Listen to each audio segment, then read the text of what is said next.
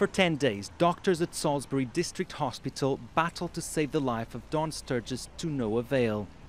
They've now confirmed the death of the 44-year-old mother of three who had fallen critically ill after being exposed to what British authorities believe is the same deadly nerve agent known as Novichok, used to target a former Russian spy and his daughter in March. I want to express my condolences and those of everyone here at Salisbury District Hospital to Dawn's family. Our staff are talented, dedicated and professional, and I know that they will be hurting too.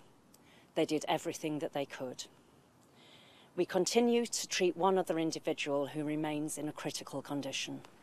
The circumstances under which Sturgess and a 45-year-old man, Charlie Rowley, came into contact with the military-grade substance are still being determined.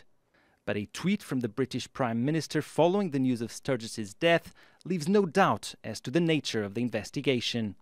Theresa May said, "I'm appalled and shocked by the death of Dawn Sturgess, and my thoughts and condolences go to her family and loved ones. Police and security officials are working urgently to establish the facts of this incident, which is now being investigated as a murder." But the investigation led by Britain's counter-terrorism unit has yet to confirm whether or not the same batch of Novichok is behind the two incidents.